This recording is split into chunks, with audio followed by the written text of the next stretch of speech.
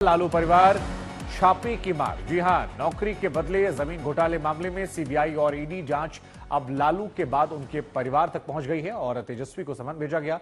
तो वहीं बेटियों से लेकर दामाद और बहुओं से पूछताछ हो रही है, जिस पर अब सियासत तेज हो गई है। लालू यादव ने जांच एजेंसियों पर संगीन आरोप लगाए हैं, तो विपक्ष लालू के परिवार को परेशान करने का मुद्दा लेकर मोदी सरकार को घेर रहा है।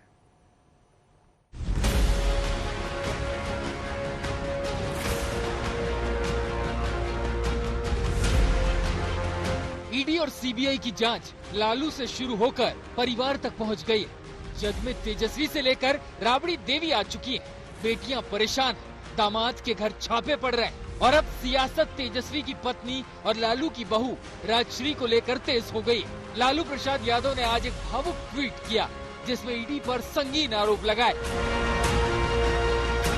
हमने आपातकाल का काला दौर भी देखा है, हमने वह लड़ाई भी लड़ी थी।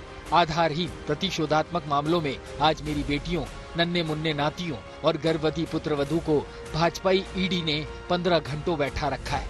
क्या इतने निम्न स्तर पर उतरकर बीजेपी हमसे राजनीतिक लड़ाई लड़ेगी?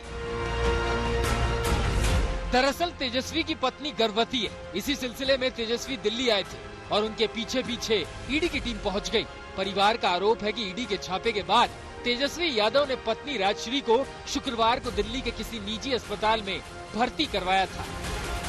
लैंड फॉर जॉब स्कैम में तेजस्वी यादव की मुश्किलें लगातार बढ़ती जा रही हैं और इस पूरे मामले को लेकर सीबीआई ने उन्हें जब पहला समन जारी किया तो उन्हें 4 फरवरी को सीबीआई के सामने पेश होने के लिए कहा, मगर सीबीआई के सामने तेजस्वी यादव पेश नहीं हुए, जिसके बाद सीबीआई ने फिर उन्हें दूसरा समन जारी किया और आज यानी कि 11 मार्च को सीबीआई दफ्तर पहुंचने के लिए कहा ताकि इस पूरे मामले में उनसे पूछताछ की जा सके।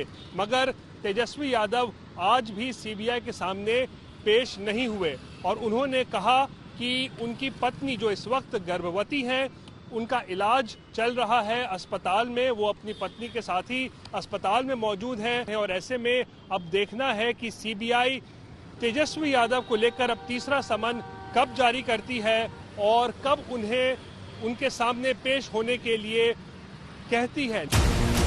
सीबीआई ने उप मुख्यमंत्री तेजस्वी यादव को इस मामले में दूसरी बार समन भेजा है, जिसमें कि वे पत्नी के स्वास्थ्य कारणों के चलते मौजूद नहीं हो पाएंगे।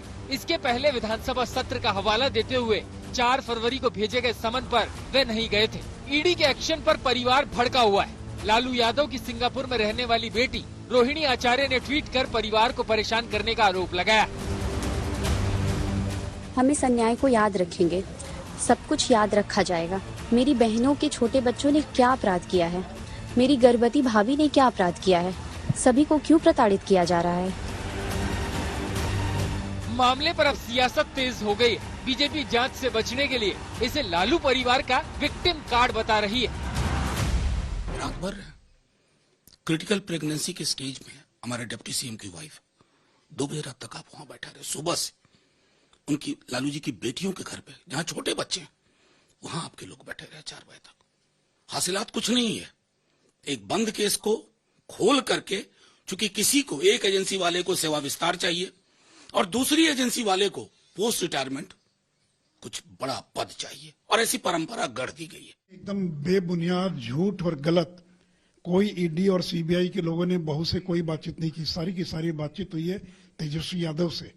अरे बहू तो अभी 2 महीना पहले आई है उस घर के अंदर।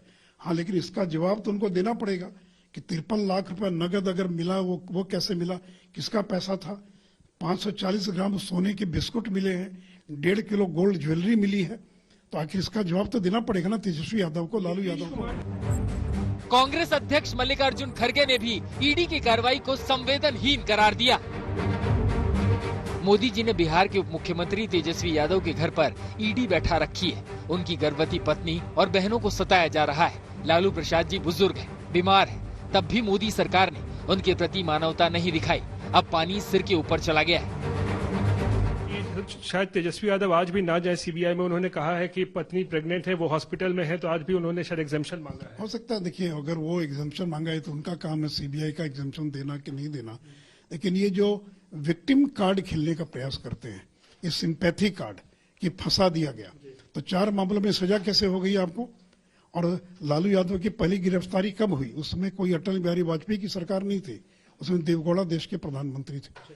तो इसलिए चाहे सरकार किसी की भी हो, अगर भ्रष्टाचार में आप डूबे थे या आपने काम किया, गलत काम किया है, तो आज न कल उसका परिणाम आपको भुगतना पड़ेगा।